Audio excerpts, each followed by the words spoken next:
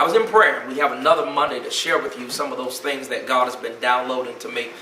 In prayer while I was in South Carolina, I was trying to figure out what I wanted to share in this particular video. And the Lord began talking to me about investing in you. Now, we have just concluded Mother's Day. Now, we have had an opportunity to share with the people who love us, but at the end of the day, after it's time to celebrate everyone else or even celebrate what you've achieved by people pouring into you, giving you gifts, taking you out to dinner, whatever, it's an opportunity for you to gauge that you are significant not only to God, but significant to yourself, and you learn how to invest in you. Now, if you're going to invest in you, there are three key components that you need to make sure you do. Number one, if you invest in you, you have to figure out how much time am I investing in myself. That it's not just in me pouring into others, but it's in me making myself better.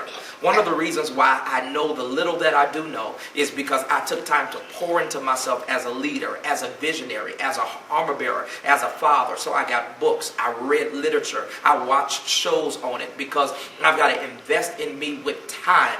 Time to where it's just me. It's me time. Pouring into myself to make myself the better and the richer. You have to do it with time. But then you learn how to invest in you by using talents. Now, the amazing thing is, most of us are waiting for God to do something that He's already given us the power to do.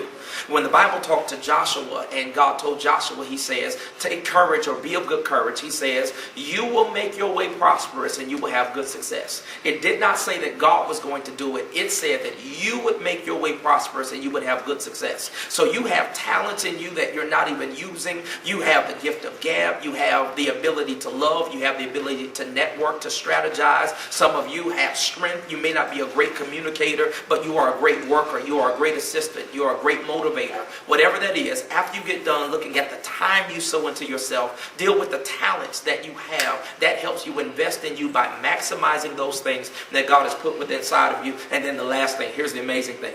Now, after you get done with your time, your talents, then it becomes your treasures. Are you investing in yourself financially? You sown into everybody else's dream. You sown into everybody else's vision. But I need you to now start sowing into yourself. God wants to get you where you need to go. But here's the reality. Some of you have vision and dream that it's supposed to fly, but you don't have the resources to buy a plane ticket.